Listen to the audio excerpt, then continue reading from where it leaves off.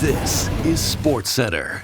Hey, I'm Luca Celebre, and this is Digital Sportscentre presented by Montana's Barbecue and Bar. With only 4 games in the NHL tonight, and the season down to the last 10 or so games for some teams, it's time to take a look where every Canadian team sits in the standings. And we have to start in the Atlantic because 3 Canadian clubs are battling for playoff spots. The Leafs are the best of the bunch, currently in second in the division. 2 points ahead of the Lightning, but also 2 points back of Florida, with the game in hand. So first place, definitely in play. And the good news for Toronto fans is they kind of control their own destiny. 6 of their final 12 games are against teams currently not in a playoff spot. And they've got 2 matchups with the Panthers and 1 with Tampa. Now also in the Atlantic, Montreal and Ottawa both have to take the wild card route to get into the postseason. As it stands, Ottawa is a whole 5 points clear of New York with 2 games in hand. Montreal also has 2 games in hand, but they're just a point up on the Rangers. And if the Sens were to make the playoffs, it would be their first appearance in the playoffs since losing in the conference finals to the Penguins in 2017. Over to the West, and things are pretty clear for one team, kind of. Winnipeg's lead in the Central seems safe. Dallas are 8 points back, but they have 2 games in hand. Plus, those 2 teams play one more time this season, so could come down to the wire. Edmonton, on the other hand, is in 3rd in the Pacific.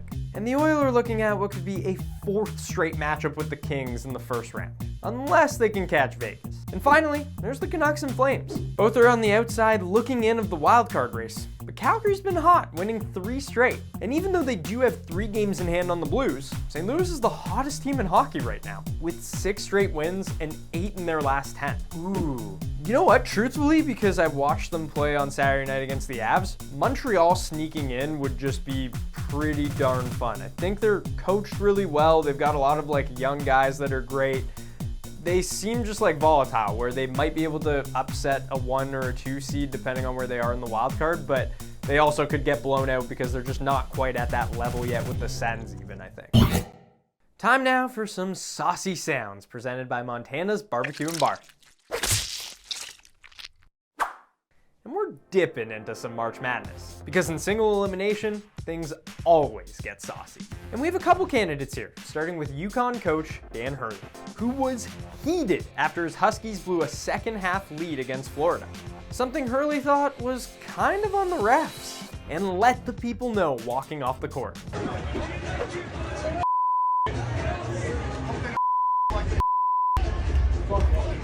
hope they don't do that to you, man.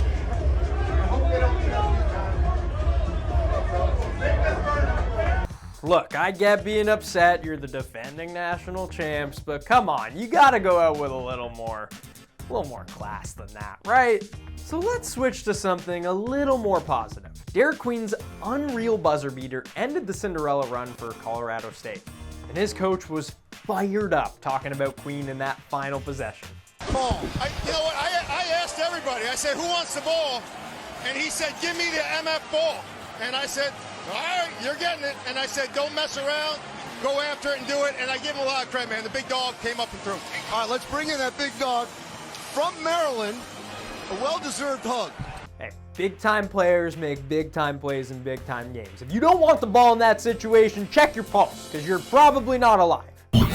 To the association, and shield your eyes because it's a true battle of 2 tanks in the association. And maybe the Raps can learn a thing or 2 from the Wizards and how you're actually supposed to execute a tank. Because looking at the bottom of the standings, the Wizards really have this tanking thing figured out. They are rock bottom in the NBA, with no real shot at falling out of that bottom 3, which puts their odds at Duke's Cooper Flag at 14%, and odds of a top 4 pick at 52.1%. And honestly, the way Flag looked yesterday, credit to the Wizards. The Raps, meanwhile, who were once comfortably in 5th last, have had a March filled with unnecessary wins, which now has them 7th last. And as we see with their pick probability here, the likelihood of and the possibility of them finishing with the 8th overall pick would be an absolute disaster.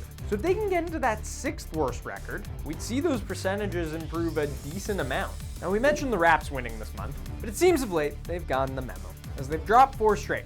However, they still have the easiest remaining strength of schedule in the NBA, with their remaining opponents at a combined 369 winning percentage, which is pretty terrible. So yeah, they're gonna need to execute the end of this tank to perfection if they have any hope of getting into that bottom 6. The lineup for tonight's game does not feel like a tank though, as RJ Barrett will be rested, but Yak and Quickly will be back in the lineup. Time now for upset moments presented by Under Armour.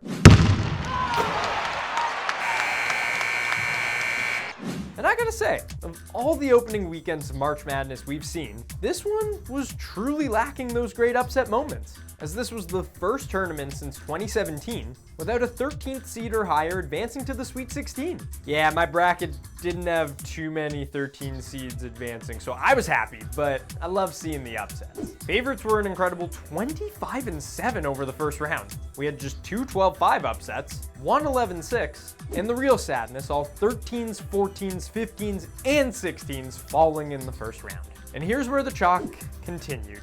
We have all four number 1 seeds moving on to the Sweet 16, as well as 3 2 seeds, 2 3 seeds, and 3 4 seeds.